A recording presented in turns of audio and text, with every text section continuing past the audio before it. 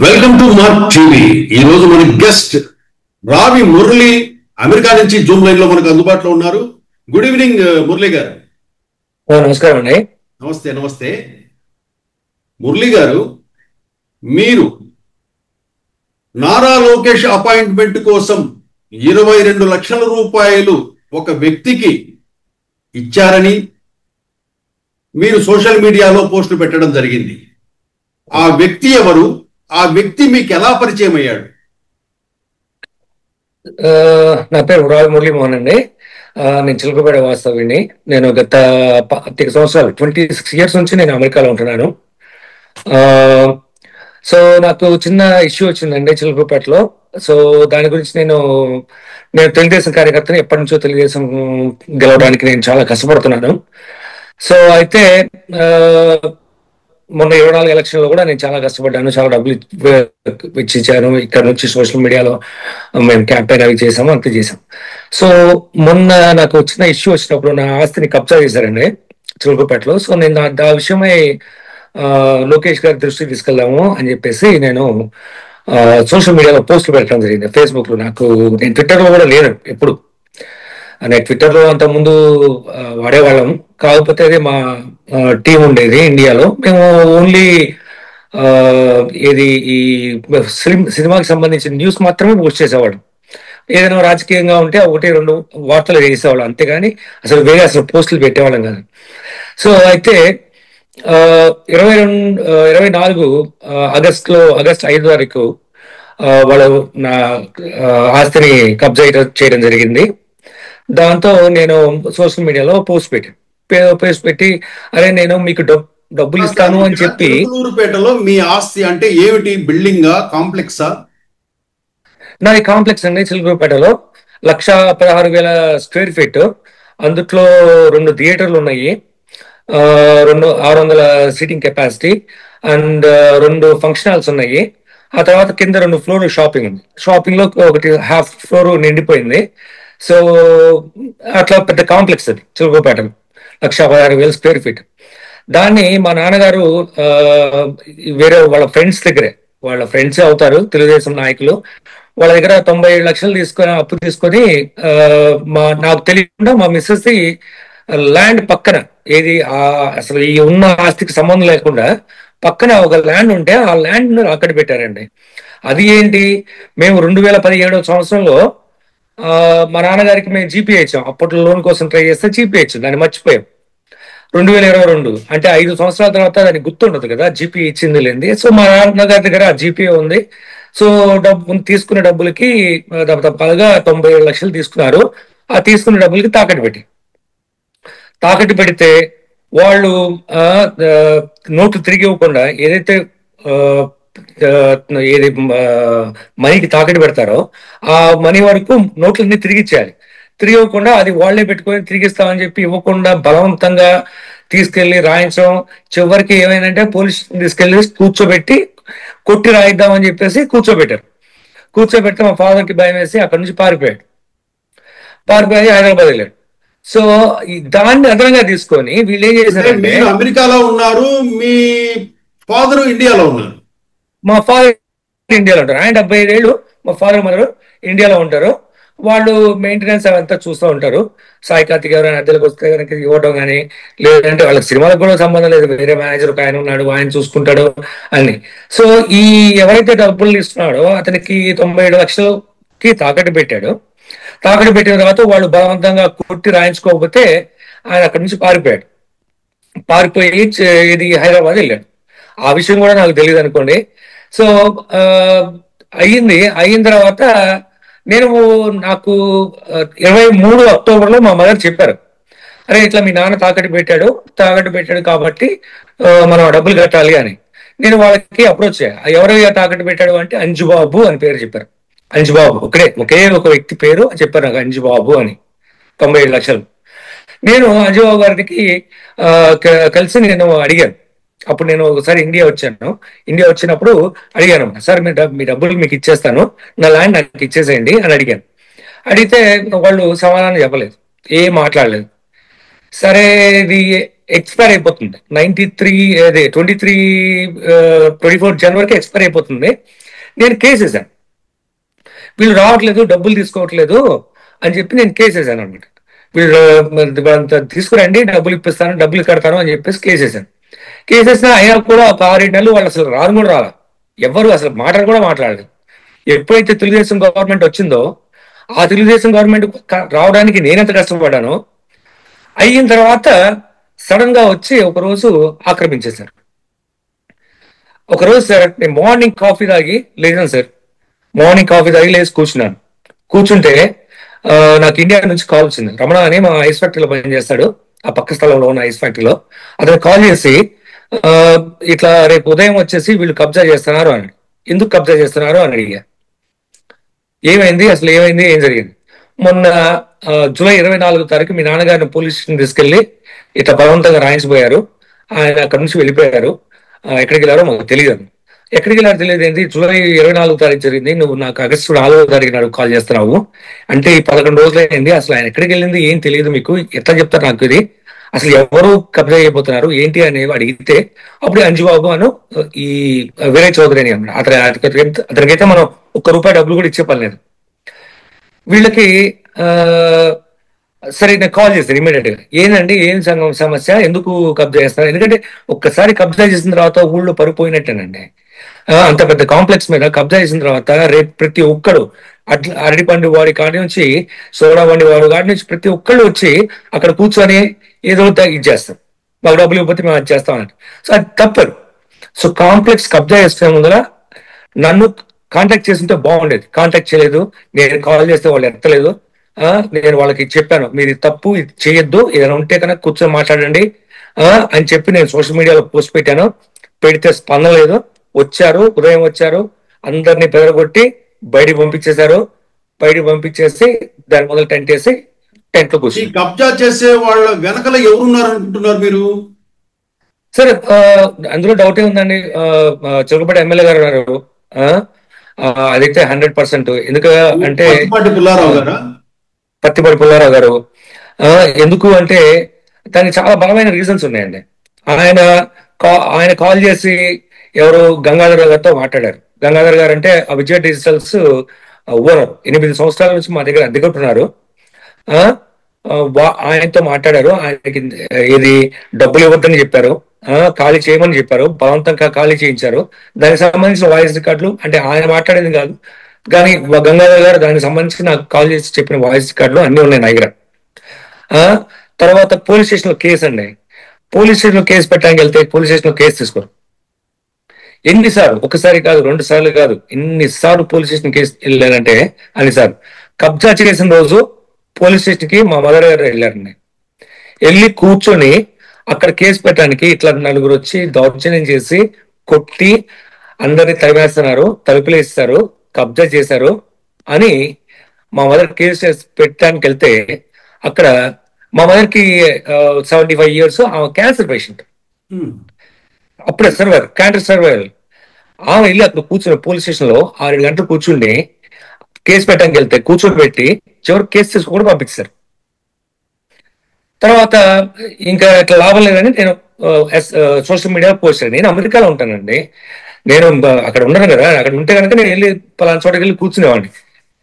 Post చేశాను, social మీడియాలో post చేశాను, ట్యాగ్ చేశాను నారా లోకేష్ గారికి, చంద్రబాబు నాయుడు గారికి, ఇద్దరికి ట్యాగ్ చేశాను. సార్ ఇట్లా అవుతుంది, ఇట్లా పరిస్థితి. తర్వాత నేను వీళ్ళ ఎస్ఐకి సిఐ నెంబర్ తీసుకున్నాను, ఎందుకంటే సిఐ నెంబర్ దొరుకుతుంది కదండి, ఆన్లైన్ లో ఉంటుంది. సిఐ నెంబర్ తీసుకుని వాళ్ళకి మెసేజ్ పెట్టాను, ఎస్పీకి మెసేజ్ పెట్టాను. వాళ్ళంతా నవ్వుతూ థమ్స్అప్ పెట్టారు కానీ ఎవ్వరు ఏం చర్యలు తీసుకోలేదు. అంటే మీరు నేరుగా పత్తిపాటి పుల్లారావు గారు ఉన్నారు దీని వెనకాల అన్నప్పుడు మీరు నేరుగా మీరందరూ ఒకటే సామాజిక వర్గం కదా? నేను పత్తిపాటి పుల్లారావు గారికి కాల్ చేశానండి, ఆయన ఊళ్ళు లేరు. ఎందుకంటే నాకు ఆయన ఇప్పటి నుంచి కాదు, నాకు గత 25 సంవత్సరాల నుంచి తెలుసు. ఎందుకంటే మా అబ్బాయి చిన్నప్పుడు పుట్టినప్పుడు కూడా 2007లో మా అబ్బాయి బర్త్డేకి వచ్చారు. ఇవన్నీ 1-10 సార్లు మీరు ప్రయత్నం చేసి ఉండొచ్చు కదా పుల్లారావు గారితో? చేశానండి, నేను చేశాను. ఏమైంది అంటే నేను కాల్ చేస్తే ఆయన కాల్ ఫస్ట్ అవైలబుల్ లేరు, తర్వాత బెంగళూరులో ఉండి కాల్ తీసుకున్నారు. తీసుకున్న తర్వాత సార్ ఇట్లా వచ్చారు, ఇట్లా టెంట్ వేస్తున్నారు, కబ్జా చేస్తున్నారంటే సారు సార్ రెగ్యులర్ ధోరణిలో అవునమ్మా, తప్పు కదమ్మా, చేయకూడదమ్మా, కాదమ్మా అది అన్నారు. అన్న తర్వాత సార్ మరి మీరు ఏమైనా చర్యలు తీసుకుంటారా అని అంటే, చర్యలు తీసుకునేది ఏముంది, నువ్వు పని చేయి, నువ్వు ఎవరైనా పంపించు, పంపించి సిఐ దగ్గర కూర్చొని మాట్లాడమని. నేను ఇది ఫైనాన్షియల్ డిస్ప్యూట్ అండి, సిఐ దగ్గర కూర్చొని మాట్లాడేది ఏంటంటే, ఆల్రెడీ సిఐ కొట్టి బలవంతంగా రాయించబోతేనే కదా అక్కడ నుంచి మా నాన్నగారు అక్కడి నుంచి వెళ్ళిపోయింది. ఇప్పుడు సిఐ ముందరికి మళ్ళీ వెళ్ళి పంచాయతీ చేయమంటారు ఎలా? సరే సార్ ఇదేదో అయ్యేటట్లేదు మీతో, ఆ, నేను చూసుకుంటాలేండి అని చెప్పేసి అన్నాను. అప్పటికి నేను పంపించాను మా బామ్మని పంపిస్తే, లేదు వచ్చి కూర్చొని మాట్లాడి సిఐ దగ్గర సెటిల్ చేసుకో అన్న. ఎంతసేపటికి సిఐ దగ్గర కూర్చొని సెటిల్ చేసుకో, సిఐ దగ్గర కూర్చొని సెటిల్ చేసుకో అంటే నేను ఎక్కడ వెళ్ళాలి? సో అందుకని నేను తర్వాత మాట్లాడటం మానేశాను నేను ఓకే, ఆయనతో. ఇప్పుడు ఈ ఇష్యూ మీద నారా లోకేష్ గారిని ఎప్పుడైనా మీరు కలిగారు? నారా లోకేష్ గారిని కలవడానికి చాలా ట్రై చేశానండి. Excuse me. నేను అయితే ఇప్పుడు ఈ ఏవైతే నా గ్రీవియన్స్ ని, బాధని వ్యక్తం చేస్తే నేను ఫేస్బుక్ లో పోస్ట్ పెడుతున్నాను. అప్పుడు ఒక వ్యక్తి నన్ను కాంటాక్ట్ చేశాడు ఇండియా నుంచి. అతని పేరు శ్రీనివాస్ చౌదరి. అతను నన్ను కాంటాక్ట్ చేసి, నేను పలానా సిఎంఓ ఆఫీస్ నుంచి కాల్ చేస్తున్నాను, నేను లోకేష్ గారి పర్సనల్, తర్వాత నేను విజిలెన్స్ డిపార్ట్మెంట్ లో పనిచేస్తాను అని చెప్పేసి నాకు చెప్పారండి. నేను నమ్మలేదు, ఎందుకంటే ఇట్లా చాలా మంది ఆన్లైన్ లో ఫ్రాడ్ ఉంటారు అని చెప్పేసి నమ్మలేదు. నాకు వాట్సాప్ లో ఒక ఆడియో షేర్ చేశాడు, లోకేష్ మాట్లాడుతున్న ఆడియో షేర్ చేశాడు. నేను అది విన్నాను. విన్న తర్వాత మామూలుగా నాకు వాట్సాప్ లో డౌన్లోడ్ లేదు, అది ఆఫ్ లో ఉంటుంది అనమాట, ఆటో డౌన్లోడ్ లేదు. అయితే అది విన్న తర్వాత ఇమీడియట్ గా అతను డిలీట్ చేశాడు. డిలీట్ చేసిన తర్వాత నేను ఏం చేయలేను, వాట్సాప్ లో మళ్ళీ నేను రికవర్ చేయలేను. అంటే మీకు ఏదో సాక్ష్యం చూపించడానికి ఒక ఆడియోను మీకు పంపించినట్లు రిలీజ్ చేశాను. అప్పటికి నమ్మలేదు. తర్వాత భార్గవ్ చౌదరి, తర్వాత వేరే ఇంకా ఇద్దరు ముగ్గురు పేర్లు చెప్పాడు. చెప్పి వాళ్ళందరూ ఒకరికి ఒంట్లో బాగాలేదు, వాళ్ళ ఆవిడ ప్రెగ్నెంట్, ఒక పని చేయి, ఒక 30,000 నేను మూవ్ చేస్తాను, మూవ్ చేసిన తర్వాత నీకు నమ్మకం కుదిరితే అప్పుడు చెయ్యాలి. సరే వేరే వాళ్ళతో ఇద్దరు ముగ్గురుతో మాట్లాడించిన తర్వాత వీడు 14 కాల్ చేస్తున్నాడు, ఏముందిలే సరే ఒక 50,000 ఇచ్చి చూద్దాం, తర్వాత మంచివాడైతే కనుక యాక్టివ్ చేస్తాడు, లేదంటే కనుక ఇక్కడతో అయిపోతుంది, డబ్బులు తీసుకుని పారిపోతాడు అనుకున్నాను. 50,000 వేసాను. వేసిన తర్వాత ఫస్ట్ నేను నా దగ్గర వాళ్ళ దగ్గర అకౌంట్ నెంబర్ లేకపోతే శుభం గుప్తా రాయల్ సెక్యూరిటీ అనే ఒక అకౌంట్ ఇచ్చాడు. ఆ అకౌంట్ కి మా బామ్మర్ది చెప్పి ఒక 50,000 ట్రాన్స్ఫర్ చేయించాడు. తర్వాత హీఈస్ కాన్స్టెంట్లీ కాలింగ్, నేను ఇచ్చేస్తారు అన్నాడు. తర్వాత ఇంకోటి ఏంటంటే, ఈ వీళ్ళ బంధువు అని నాకు తెలియదు, ఆ వీరయ్య బంధువు అని నాకు తెలియదు, వీరయ్య చౌదరి అని చెప్పేసి ఎవరైతే సంబంధించిన వ్యక్తి వీరయ్య చౌదరి గారు. వీరయ్య చౌదరి వీరయ్య చౌదరి బంధువు శ్రీనివాస్ చౌదరి. వీరయ్య చౌదరి బంధువు శ్రీనివాస్ చౌదరి. ఆ విషయం నాకు తెలియదు. అంటే వీళ్ళు ప్లాన్ గానే వీరయ్య చౌదరి అండ్ శ్రీనివాస్ చౌదరి వాళ్ళు మిమ్మల్ని ట్రాప్ చేసేయారు అనుకోవాలి.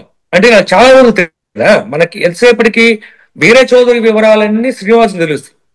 శ్రీనివాస్ అన్ని పంపించాల్సిన చిన్న చిన్న ఆడియో రికార్డులని నాకు పంపిస్తాడు.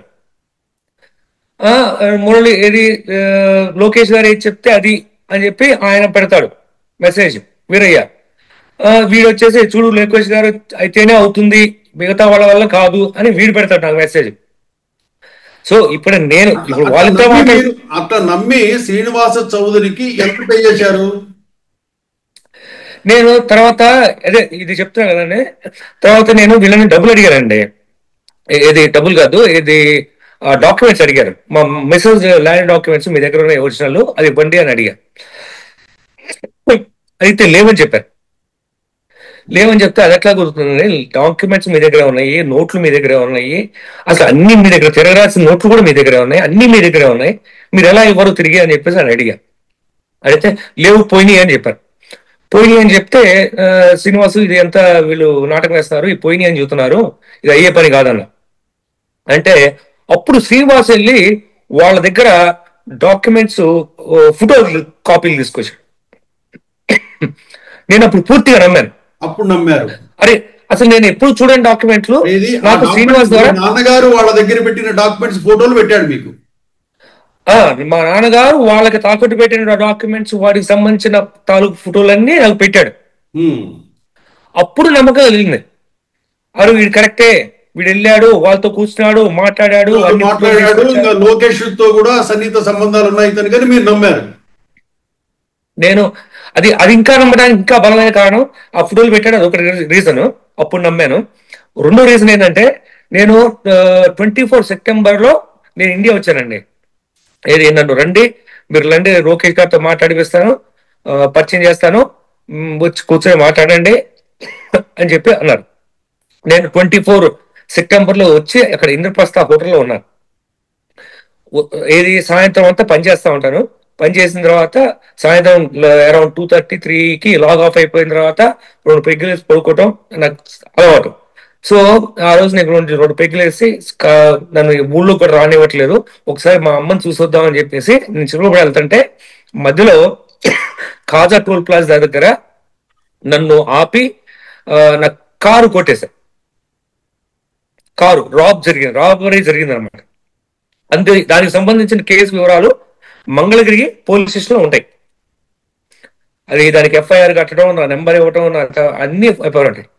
ఇతను మంగళగిరి ఎస్ఐ వెంకట్ గారికి కాల్ చేసి, ఆ మంగళగిరి సిఐ ఆయన పేరు ఏదో ఉంది నాకు తెలియదు, ఆయన కాల్ చేసి నేను సీఎంఓ ఆఫీస్ నుంచి పనిచేస్తాను, దీన్ని ఎట్లా రికవర్ చేయించాలి, ఇది మా ఫ్రెండ్ అమెరికా నుంచి వచ్చాడు అని దాన్ని రికవరీ చేయించాడు. ఇప్పుడు ఇంకా మీకు నమ్మకం నిజం. ఇప్పుడు సీఎంఓ ఆఫీస్ నుంచి కావాలంటే ఎవరైనా నమ్ముతారు కదండి. ఎస్ఐలు అందరూ, సిఐలు ప్రతి ఒక్కరు నమ్మారు అది.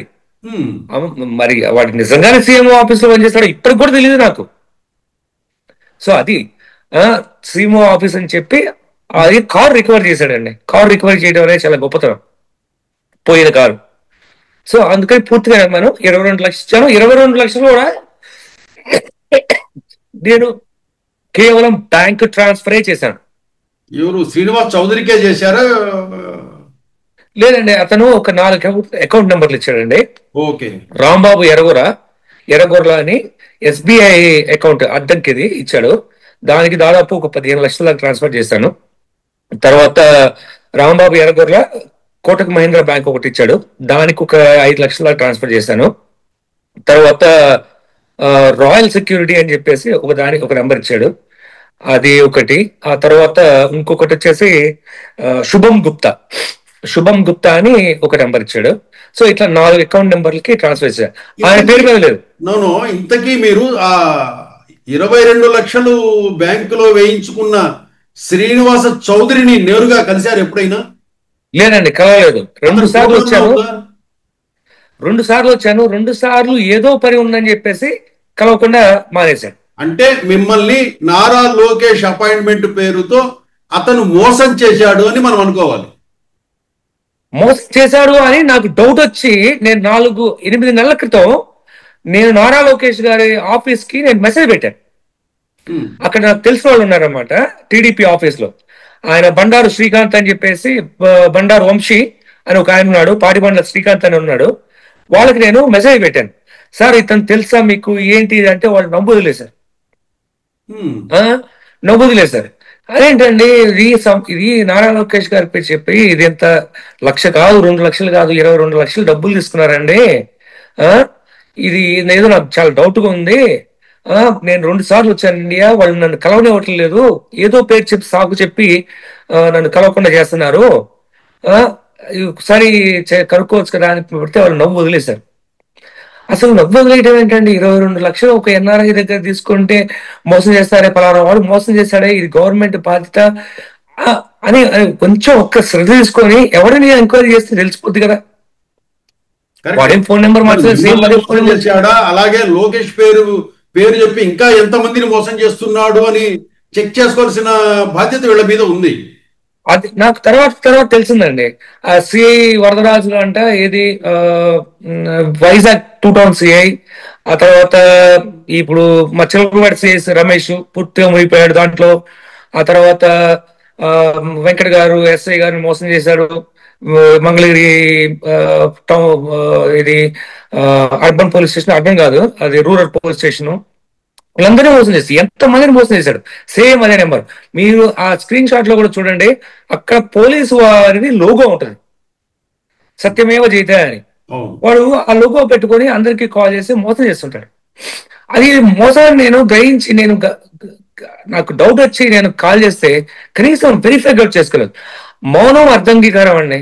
ఎప్పుడైతే మీరు వెరిఫై చేసుకోలేదు ఆ, అంటే ఇప్పుడు నేను వచ్చి కేసు పెట్టలేనండి. ఇప్పుడు మా మదర్ వెళ్ళారు అక్కడ కేసు పెట్టడానికి, వాళ్ళు కేసు తీసుకోలేదు. తర్వాత మా కాంప్లెక్స్ లో నేను ఆధారాలు సేకరిస్తాను సీసీటీవీ కెమెరాల ద్వారా అని చెప్పేసి సీసీటీవీ కెమెరా పగలగొట్టారు. ఒకటిసారి కాదు, 2 సార్లు పగలగొట్టారు. శ్రీనివాస్ చౌదరి, మురళి గారు, శ్రీనివాస్ చౌదరి ఏం చేశాడంటే మిమ్మల్ని ఇండియాకు రానివ్వకుండా, అంటే ఇండియాకు వస్తే అపాయింట్మెంట్ ఈ వ్యవహారాలన్నీ ఇప్పించాల్సింది కదా, వస్తుంది కదా, మిమ్మల్ని ఇండియాకు రానివ్వకుండా మీ మీద ఏదో థ్రెట్ జరుగుతున్నట్లు పోలీసులు లేదా పత్తిపాటి పుల్లారావు వాళ్ళు ఆ వర్గం ఏదో మీ మీద ఏదో మిమ్మల్ని ఇబ్బంది పెట్టాలని ప్రయత్నం చేస్తున్నట్లు మీకు చెబుతూ మిమ్మల్ని అమెరికా నుంచి రానివ్వకుండా ఇంత గ్యాప్ క్రియేట్ చేసినారని తెలుస్తా ఉంది మనకి. లేదండి, వాడే రమ్మంటే నేను వచ్చాను సెప్టెంబర్ లో, హ్మ్. లాస్ట్ ఇయర్ సెప్టెంబర్ లో వచ్చాను. మొన్న మేలో వచ్చినప్పుడు నాకు నేనుగా వచ్చాను. వచ్చినప్పుడు శ్రీనివాస్ నాకు ఒక స్క్రీన్ షాట్ పెట్టాడు, మురళి నువ్వు ఫలానా చోటు ఉన్నావు అని చెప్పాడు. దాన్ని కూడా ఇమీడియట్ డిలీట్ చేస్తాడు వాట్సాప్ లో. స్క్రీన్ షాట్ పెడతాడు, ఇమీడియట్ డిలీట్ చేస్తాడు సేవ్ చేసుకునే లోపల. హ్మ్. సో నేను అన్నాను, నీకెలా వచ్చింది? నేను ఇక్కడ ఢిల్లీలో దిగాను, మైపాల్పూర్ లో ఉన్నాను, హోటల్లో ఉన్నాను అని నీకెలా తెలుస్తుంది ఈ విషయాలన్నీ అని అంటే, నాకు సిఏ ఇస్తాడు, అందరు ఇస్తారు, నేను డిపార్ట్మెంట్ వ్యక్తిని, నాకు తెలియకుండా ఉంటుందా అనేది ఆయన ఇదనమాట ఉద్దేశం. సో అలా చెప్పాడు. సో అట్లా తర్వాత నేను మా మామయ్య గారికి వీళ్ళంతా కాల్ చేసి చెప్తారండి.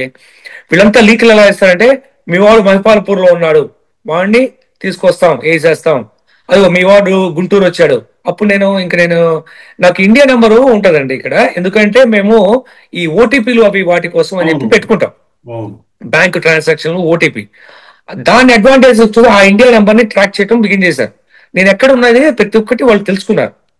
తెలుసుకొని నన్ను ట్రాక్ చేయడం, ఇండియా వస్తే వాడిని తీసుకొచ్చి అరెస్ట్ చేసి జైల్లో వేసి ఎల్ఎస్డి కేసు పెడతాము, 21 కేజెస్ గంజాయి కేసు పెడతాము. మా మామయ్య గారికి చెప్పడం అనమాట, 21 కేజెస్ పెడతాము, తక్కువ అయితే మళ్ళీ తక్కువ రోజులు 14 రోజులే ఉండాల్సి వస్తుంది. 21 కేసు పెడితే 6 కేజీలు. ఈ బెదిరింపుల కంటే ముందు 22 లక్షలు పడిపోయింది బ్యాంకులో వాళ్ళకి, తీసేస్తారు. 22 లక్షలు ప్లస్ లోకేష్ అపాయింట్మెంట్ అడుగుతారు కాబట్టి మిమ్మల్ని బెదరగొట్టడానికి ఇవన్నీ చేస్తూ వచ్చారు. అది ఇట్లా చేస్తా వచ్చారు. ఇందులో మొత్తం వీళ్ళంతా ఇన్వాల్వ్ అయినారండి. ఎవరు? వీర చౌదరి, సిఐ, వీళ్ళంతా ఇన్వాల్వ్ అయ్యి ఇవన్నీ చేశారు.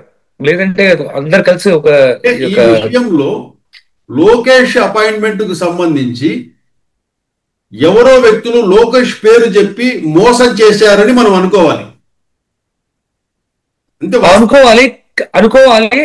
సేమ్ టైం అర్థంగీకారం కూడా మనం కన్సిడరేషన్ తీసుకోవాలి. వీళ్ళు యాక్షన్ తీసుకోవాలని మీరు కోరుకుంటున్నారు. మీరు ఎవరైతే కోరుకున్నారో 8 నెలల క్రితం చెప్పాను నేను. అది ఆ బాధ్యత వీళ్ళ మీద ఉంది. ఈ మన ఇంటర్వ్యూ చూసిన తర్వాత ఆ శ్రీనివాస్ చౌదరి ఎవరు అనే అంశం కూడా లోకేష్ టీం కూడా వర్క్ చేస్తుందని నేను అనుకుంటున్నాను. అట్లాగే లోకేష్ అపాయింట్మెంట్స్ కానీ, చంద్రబాబు నాయుడు అపాయింట్మెంట్ కానీ, ఇంకొకరి అపాయింట్మెంట్ కానీ అవి డబ్బులతో వచ్చే అపాయింట్మెంట్లు కావు మురళి గారు. ఫస్ట్ ఎందుకంటే నాకు సంబంధించిన కొంతమంది పెద్దవాళ్ళు కూడా లోకేష్ కలవాలంటే నేను కూడా రెఫర్ చేశాను. చాలా చక్కగా లోకేష్ 40 నిమిషాలు 50 నిమిషాలు వాళ్ళకి స్పెండ్ చేసి మాట్లాడి పంపించిన సందర్భాలు ఉన్నాయి. కాబట్టి డబ్బులతో లోకేష్ అపాయింట్మెంట్ ఎవరో డబ్బులు ఇస్తే మేము ఫిక్స్ చేస్తామనేదంతా అది అవాస్తవం. మీరు ఇంకా మీరు ఇప్పుడు లోకేష్ గారి అపాయింట్మెంట్ మీ ప్రాబ్లం సాల్వ్ చేసుకోవాలంటే 1కి 2, 3 సార్లు ప్రయత్నిస్తే మీకు లోకేష్ అపాయింట్మెంట్ దొరుకుతుంది. మీ ప్రాబ్లం సాల్వ్ కావాలంటే ఇంకోటి మురళి గారు, లోకేష్ గారి ఒక్క ఫోన్ కాల్ తో మీ ప్రాబ్లం సాల్వ్ అవుతుంది. మీరు ఆవేదన చెందుతూ దూరంగా ఉన్నారు కాబట్టి ఇక్కడ వీళ్ళు చేసే సీన్ క్రియేషన్ తో మీరు ఏదో నేను ఇండియాకి వెళ్తే ఏదో చేస్తారేమో నన్ను అనే మీరు ఇన్సెక్యూర్ తో మీరు అమెరికా నుంచి రాకుండా లోకేష్ గారిని మళ్ళీ కలిసే ప్రయత్నం చేయకుండా వీళ్ళు ఏదో అడ్డుకుంటూ వస్తున్నారు. వీళ్ళు అడ్డుకుంటూ అంటే మీరు ఇండియాకి వస్తే కలుస్తారు, కానీ వీళ్ళు ఏం చేస్తున్నారంటే మిమ్మల్ని ఏదో థ్రెట్ చేస్తూ మీరు వస్తే ఇది అవుతుంది, మీరు వస్తే అది అవుతుంటే మీరు ఆ రూట్లో ఆలోచిస్తున్నారు. నేను వెళితే ఏమవుతుందోనో మీరు ఆలోచిస్తున్నారు. ఇక్కడ మీరు లోకేష్ గారి అపాయింట్మెంట్ కోసం మీరు ప్రయత్నం 1, 2, 3, 4, 10 సార్లు చేయండి, దొరకకుండా పోదు. దొరికిన తర్వాత ప్రాబ్లం లోకేష్ గారికి చెబితే 5 నిమిషాల్లో ఒకే ఒక్క ఫోన్ కాల్తో మీ ప్రాబ్లం సాల్వ్ అయిపోద్ది. ఎందుకంటే గతంలో టీడీపీలోనే కొన్ని సంవత్సరాలుగా వర్క్ చేశారు. మీరు బాధలో టీడీపీని ద్వేషించవచ్చు, తిట్టొచ్చు, ఇతరత్ర మీ ఆవేదన, నాకు అన్యాయం జరుగుతుందనే ఆవేదనలో మీరు పోస్టులు పెట్టచ్చు, ఏదైనా చేయొచ్చు. కానీ అంతిమంగా సొల్యూషన్ అది కాదు.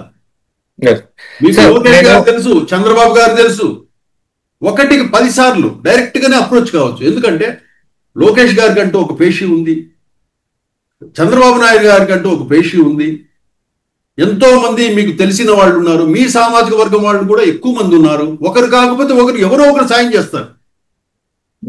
ఆ దిశగా మీరు ఆలోచిస్తే మీ problem very simple problem sir. అది చెప్పండి. ఏమైందంటే లోకేష్ గారిని కలవడానికి ట్రై చేస్తే ఏది చేసినా కూడా, నేను మొన్న ఇండియా వచ్చినప్పుడు నాకు తెలిసింది ఏంటి అంటే వీళ్ళు విష ప్రచారం చేశారు. 30 కోట్ల రూపాయలు తీసుకొని రైతుల దగ్గర తీసుకొని వీడు పారిపోయాడు అని చెప్పి విష ప్రచారం చేశారు, దుష్ప్రచారం.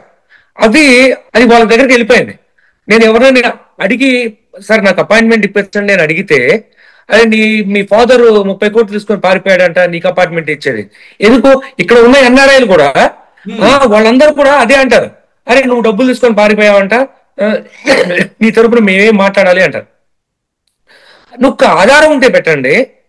నేను డబ్బులు తీసుకున్నట్టు నేను 26 సంవత్సరాల నుంచి కష్టపడి తీసుకొచ్చి ప్రతి ఒక్కటి ఇండియాలో పెట్టాను. నాకు ఎక్కడ వేరే ఆస్తులు లేవు. నాకు ఎక్కడైనా వేరే ఆస్తులు ఉంటే అన్ని మీరు తీసుకోండి, నాకు అసలు ఏమీ లేదు. అది నేను అడిగేది.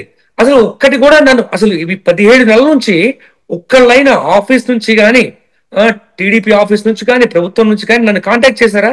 నా వర్షన్ విన్నారా? లేదు. ఎంతసేపటికి 30 కోట్లు తీసుకొని పారిపోయాడని దుష్ప్రచారాన్ని నమ్మారే గాని నన్ను దగ్గర రానివ్వలేదు. కానీ అసలు ఇది ఎలా అనేది నాకు చాలా కోపం అనమాట. నాకు అసలు తెలుగుదేశం మీద కోపం వచ్చేది కాదండి. ఆ తెలుగుదేశం కోసం నేను 30 సంవత్సరాలు నేను కష్టపడ్డాను. మొన్న 24లో నేను ఫోటోలు కూడా పెట్టాను నా ఇంట్లో. ఇప్పుడు కూర్చున్నా, వెనకాల బ్యాక్గ్రౌండ్ చూడండి, ఆ ఫోటోలో బ్యాక్గ్రౌండ్ చూడండి. నా ఇంట్లో నేను కూర్చొని ఇక్కడ నేను పోల్ మేనేజ్మెంట్ చేసి నేను ఎంత కష్టపడ్డాను అంత కష్టపడ్డాను. ఎన్ని మీటింగ్లు అటెండ్ చేస్తాను. నేను సైలెంట్ గా చేస్తాను, ఎందుకంటే నేను బిజినెస్ మ్యాన్, నేను అందరితో గొడవ పెట్టుకోను. సో కావాలని కూర్చుంటాను, సపోర్ట్ చేస్తాను, వాళ్ళకి కావాల్సింది నేను డబ్బులు ఇస్తాను, ఇట్లా చేస్తాను. అయితే ఒక్క విషయం అండి, కేసు తీసుకోలేదు చూడండి. ఏది పోలీస్ స్టేషన్కి వెళ్ళి కబ్జా చేసేదని పెడితే కేసు తీసుకోలేదు, సీసీటీవీ కెమెరాలు పాల్గొట్టారంటే కేసు తీసుకోలేదు, మొత్తం షోరూమ్ అద్దాలు పాల్గొట్టారంటే కేసు తీసుకోలేదు. అసలు పోనీ ఏది రిజిస్టర్డ్ పోస్ట్ లో పంపిస్తే కూడా కేసు తీసుకోలేదు.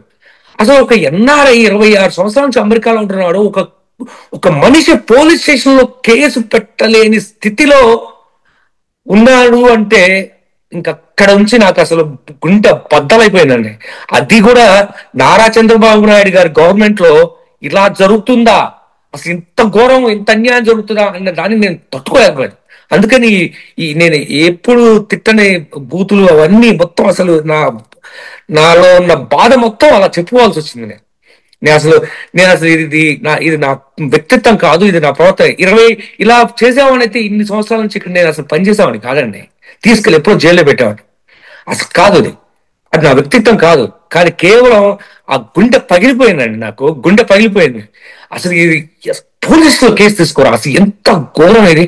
న్యాయం జరిగింది అన్యాయం జరిగింది అనేది తర్వాత విషయం, కానీ పోలీస్ స్టేషన్ కేసు తీసుకోకపోవడం అనేది చాలా ఘోరం. అది మీరు మురళి గారు మీ మీద దుష్ప్రచారం చేశారు అంటే దాని వెనుకల పెద్ద నెట్వర్కే జరిగినట్లుగా మనం భావించాలి. మీ ప్రాపర్టీ ఏదైతే చిలకలూరుపేటలో కమర్షియల్ కాంప్లెక్స్ ఉందో ఆ కాంప్లెక్స్ ను కొట్టేయడానికే ఒక ముఠాగా ఏర్పడి మీ మీద దుష్ప్రచారం చేసి మీకు బ్యాడ్ నేమ్ తీసుకొచ్చేస్తే కనుక మిమ్మల్ని ఎవరూ దగ్గరికి రానివ్వరు. అవును. లోకేష్ దగ్గరికి రానివ్వడు, చంద్రబాబు భయపడతాడు. చంద్రబాబు గారికి అసలు ఇట్లాంటి అంటే ఇంకా అసలు భయం. అట్లా ముందుగా మిమ్మల్ని ప్రొజెక్ట్ చేసేసారు. ఇక్కడ కూడా ప్రతి ఒక్కళ్ళు దూరం పెట్టారు నన్ను, అదే అందరూ దూరం పెట్టారు. వీళ్ళు మీ ప్రాపర్టీని క్యాప్చర్ చేయడానికి వ్యూహాత్మకంగా డిపార్ట్మెంట్ను వాడుకున్నారు, లోకేష్ను వాడుకున్నారు, లోకేష్ పేరు చెప్పి మీ దగ్గర డబ్బులు తీసుకొని వాడుకున్నారు, అట్లాగే చంద్రబాబు నాయుడు గారి దగ్గర దూరం చేశారు. అట్లా అన్ని రకాలుగా మిమ్మల్ని బెదరగొట్టి వాళ్ళ మెయిన్ ఏంటంటే ఆ చిలకలూరుపేటలో ఉన్న కమర్షియల్ కాంప్లెక్స్ ని కొట్టేయాలి అని పథకం ప్రకారం జరిగిందని మనం భావించాలి. 100% అది జరిగింది సార్. దాంట్లో భాగంగానే ఫస్ట్ మిమ్మల్ని సమాజంలోను కమ్యూనిటీలోను దెబ్బ కొట్టాలంటే డబ్బు తీసుకొని పారిపోయాడు అనే ప్రచారం చేయాలి. అది జరుగుతుంది. చేయటంలో వాళ్ళు సక్సెస్ అయ్యారు. మీకు ఎక్కడైతే రిలేషన్స్ ఉన్నాయో అక్కడ బాగా స్ప్రెడ్ చేశారు. దాంతో మిమ్మల్ని వాళ్ళు అడాప్ట్ చేసుకోలేదు, భయపడ్డారు. లోకేష్ గాని చంద్రబాబు గాని పార్టీ గాని. ఇప్పటికైనా మీరు ఈ ఇంటర్వ్యూ ఇస్తున్నారు కాబట్టి తెలుగుదేశం పార్టీ ఒకసారి మిమ్మల్ని పిలిపించి అసలు ఏం జరిగింది, వాస్తవాలు ఏంటి, మీరు కూడా మీ ఫాదర్ ఏదైతే అప్పు చేశాడో 97 లక్షలు అది కూడా పే చేస్తామని చెప్తున్నారు కదా, కోర్టులో కేసు వేశారు, వేశారు, అది కూడా సెటిల్మెంట్ చేసుకుంటానని మీరే ఇంట్రెస్ట్ గా ఉన్నారు కాబట్టి ఆ పార్టీని వాళ్ళని పిలిపించి మీ ఎమ్మెల్యే పత్తిపాటి పుల్లారావు గారు కూడా మిమ్మల్ని అందరినీ కూర్చోబెట్టి సాల్వ్ చేయాలంటే 5 నిమిషాల పని. అది పుల్లారావు గారు కానీ, లోకేష్ గారు కానీ, చంద్రబాబు నాయుడు గారు కానీ ఇది పెద్ద విషయమే కాదు. ఒక్క ఫోన్ కాల్ 5 మినిట్స్ లోకేష్ గారు ఒక డైరెక్షన్ ఇస్తే చాలు, మీ ప్రాబ్లం సాల్వ్ అయిపోతుంది. మీరు ఆవేదన చెందకుండా, దూషించకుండా సోషల్ మీడియాలో మీరు ఇందాక అన్నారు, వాస్తవం 25 సంవత్సరాల పార్టీకి పనిచేసిన వాడికి తనకు అన్యాయం జరిగినప్పుడు అందరూ బ్లాస్ట్ అవుతారు. బ్లాస్ట్ లో ఏమైతే కొన్ని బూతులు రావటము, తిట్టడము, పోస్టులు పెట్టడము, బర్నింగ్ అలాగే జరుగుతుంటుంది, బాధ అనేది. కానీ ఇక్కడ ఒక్క విషయం మీరు గుర్తుపెట్టుకోవాలి మురళి గారు, ఏదేమైనా కూడా కష్టము నష్టం ఏది అనుభవించినా కూడా మీరు టీడీపీ పార్టీ, మీ ఊరు, మీ సామాజిక వర్గం అంతా మీకు చిరస్థాయిగా ఉండే తోడు నీడ. దాంట్లో కొంతమంది చెడ్డవాళ్ళు ఉండొచ్చు, అందరూ చెడ్డవాళ్ళు కాదు. మీరు ఒక పోస్ట్ పెట్టారు, ఆ పోస్ట్ ఏంటంటే నారా చంద్రబాబు నాయుడు గారి సతీమణి గురించి, నారా లోకేష్ గారి సతీమణి గురించి ఒక పోస్ట్ పెట్టి డిలీట్ చేశారు ట్విట్టర్లో. అది మీరు ఏదో ఆవేశంగానో ఏదో పెట్టి ఉండొచ్చు, నేను దాని క్షమాపణలు కూడా చెప్పానండి. అది ఆవేశంలో పెట్టింది కాబట్టి 18 నెలల మన బాధ. అవును, మనము ఎంతవరకు ఏదైనా కొట్లాడినా మీరు లోకేష్ విమర్శించండి, లోకేష్ ప్రశ్నించండి, చంద్రబాబు నాయుడు గారిని ప్రశ్నించండి, విమర్శించండి. కానీ ఇంట్లో ఆడవాళ్ళు అది తప్పు. దానికి మీరేమైనా మార్క్ టీవీ తరపున నారా చంద్రబాబు నాయుడు గారి సతీమణికి కానీ, నారా లోకేష్ గారి సతీమణికి కానీ ఏమైనా చెప్పదలుచుకున్నారా? నేను తప్పు చేశానండి, నేను బాగా బాధలో ఏదో పెట్టాను, అది నేను అట్లాంటి పెట్టకూడదు. కానీ నన్ను ఇట్లా దొంగ అంటాం అనేది చాలా తప్పండి. నేను ఏ రోజు నేను ఎన్ఆర్ఐని అన్ని డబ్బులు తీసుకొచ్చి నేను ఇండియాలో పెట్టాను తప్పితే నేను ఏ రోజు ఒక్క రూపాయి కూడా అమెరికా తెచ్చుకోలేదు. సో నేను చేసిన తప్పుకి నన్ను క్షమించండి, నేను ఇంకోసారి ఎప్పుడు అలాంటి పోస్ట్ పెట్టాను. ఎక్కడైనా మీరు ఈ ఇంటర్వ్యూ తర్వాత నారా లోకేష్ గారి అపాయింట్మెంట్ దొరుకుతుందని మనం ఆశిద్దాం. అట్లాగే నారా లోకేష్ గారు లేకపోతే చంద్రబాబు నాయుడు గారు, మీ ఇష్యూ ఒక నియోజకవర్గ పరిధిలోది. రావి మురళి గారు, మీరు నారా లోకేష్ గారికి ఏమైనా చెప్పదలుచుకున్నారా? నేను నారా లోకేష్ గారు, నా పేరు రావి మురళి అండి. నేను మిమ్మల్ని ఇంతకుముందు నేను ఫోన్లో కూడా చాలాసార్లు కాంటాక్ట్ చేశాను, మీరు నాకు రెస్పాండ్ కూడా అయ్యారు. నేను ఒక్కటే చెప్పదలుచుకున్నానండి, మీరు చాలా యంగ్ లీడరు, చాలా టాలెంటెడ్. మీకు మీ దృష్టికి ఏదైనా సమస్య వస్తే మీరు పరిష్కరిస్తారని ఒక నమ్మకం ఉండేది. అందుకని చెప్పేసి నేను ఇది మీకు నేను ట్విట్టర్ ద్వారా మీకు దృష్టికి తీసుకొచ్చాను. తర్వాత మీకు ఎన్నో సార్లు కాంటాక్ట్ చేయడానికి ట్రై చేశాను. మొన్న అక్టోబర్ 31 నాడు అటెండ్ వచ్చినప్పుడు నేను మీకు ఫైల్ కూడా ఇచ్చాను ఇలా జరిగిందని. కానీ నాకు ఏ స్పందన రాలేదు సార్. ఒక్కసారి దయ ఉంచి ఇది చూడండి, నాకు మీ మీద కోపం లేదు, మరి మీకు నా మీద ఎలా కోపం వచ్చిందో నాకైతే తెలియదు. కానీ నేనైతే తప్పుడు పోస్టులు పెట్టాను, దానికైతే నన్ను క్షమించండి. కానీ ఒక్కసారి దయ ఉంచి ఇందులో న్యాయం ఉందో లేదో ఒక్కసారి చెక్ చేసి న్యాయం ఉంటే న్యాయం చేయండి, లేదంటే మీరు ఏం చేసినా కూడా నేను మీ శిక్షను అనుభవించిన రెడీగా ఉన్నాను. అట్లాగే సీఎం నారా చంద్రబాబు నాయుడు గారికి ఏమైనా చెప్పదలుచుకున్నారా? నారా చంద్రబాబు నాయుడు గారు, క్షమించండి, నేను ఇట్లా పోస్టులు పెట్టినందుకు. నేను మిమ్మల్ని ఇప్పటి నుంచి కాదు, ఎప్పటి నుంచో నా దేవుడుగా భావించి నేను మిమ్మల్ని కొలిచి మీకు సపోర్ట్ చేస్తా వచ్చాను. ఇప్పుడు కాదు, ఎప్పటి నుంచో నాకు ఊహ తెలిసినప్పటి నుంచి నేను మీ కార్యకర్తగానే ఉన్నాను. కాకపోతే ఏంటంటే ఈ నాకు కోర్టులో ఆధారాలు దొరికిన, కోర్టులో తీర్పులు నా వైపు ఉన్నా కూడా దాన్ని కనీసం ఇంప్లిమెంట్ చేయలేదు మీ గవర్నమెంట్లో అంటే అది మీ దృష్టికి రాకపోవచ్చు. కానీ కనీసం కోర్టు ఇచ్చిన న్యాయాన్ని కూడా గౌరవించలేని పరిస్థితిలో చిలకూరుపేట నియోజకవర్గం ఉందంటే దానికి చాలా బాధేస్తుంది. అందుకే ఇంకా నాకు మనసు బాగా విరిగిపోయింది. అందుకని నేను ఇలా పోస్ట్ పెట్టగలిగింది. కానీ నా పోస్టులు మిమ్మల్ని చింతించమని, నేను చేసిన తప్పులు చింతిస్తున్నాను. అట్లానే కనీసం ఆ న్యాయాన్ని కాపాడండి, ఆ కోర్టు ఇచ్చిన ఉత్తర్వుల్ని పాటించండి, అది చాలు నాకు. నాకు వజ్రాలు వద్దు, వైడూర్యాలు వద్దు, ఏమి వద్దు సార్. మీ మీద నమ్మకంతో ఇన్నాళ్ళు మీ వెనకాల తిరిగాను, మీ ఆ నమ్మకాన్ని మీరు పోగొట్టుకోవద్దు. నన్ను ఇలానే బతకనండి, ఇలానే చావనివ్వండి, అంతే సార్. ఓకే, ఇక్కడ మురళి గారు, మనము ఇప్పుడు తెలుగుదేశం కార్యకర్తల్ని అంటే వాళ్లకు సబ్జెక్ట్ తెలియదు, మీరు పెట్టిన పోస్టు మీ ఆవేదన వాళ్ళకి తెలియదు. పోస్టును చూస్తూనే ఏం చేస్తారంటే తెలుగుదేశం అభిమానులు కానీ కార్యకర్తలు కానీ మిమ్మల్ని టార్గెట్ చేస్తూ దూషిస్తూ రిప్లైలు పెడతారు. దానికి మీరు కూడా తిడుతూ కూడా కొన్ని పోస్టులు పెట్టారు. టీడీపీ కార్యకర్త అంటే సబ్జెక్ట్ వాళ్ళకి తెలియదు, ఏ ఆవేదనలో ఉన్నారు, ఏ బాధలో ఉన్నారు, మీ విషయం ఏంటి అనేది తెలియదు అవతల వాళ్ళకి. జస్ట్ మీరు నారా లోకేష్ కి వ్యతిరేకంగానో టీడీపీకి వ్యతిరేకంగానో పోస్ట్ పెట్టారు అంటేనే ఇమ్మీడియట్ గా అటాక్ చేసేస్తారు. దాంతో మీరేం చేశారంటే టీడీపీ క్యాడర్ ను కూడా పచ్చ కొడకలారా అట్లా కొన్ని పెట్టారు. నేను చెప్తున్నా అంటే వాళ్ళకి తెలియదు విషయము. మీకు సమస్య ఏంటి, మీ ఆవేదన ఏంటి, మీ బాధ ఏంటి తెలియదు. వాళ్ళు ఎంతసేపు పార్టీని ఏదో విమర్శించాడనో పార్టీని ఏదో టార్గెట్ చేశారని అనుకునేసి ఏదో ఒకటి వాగేస్తుంటారు మీకు కామెంట్ రూపంలో. దానివల్ల మీరిచ్చే రిప్లై ఉంటారు చూసారా, మీరిచ్చే రిప్లైయే కనపడతారు తప్పితే వీళ్ళిచ్చిన రిప్లై ఎవరు చూడరు. అంతే కదా. మురళీ గారు అనే వ్యక్తి అందరికి తెలిసిన వ్యక్తి.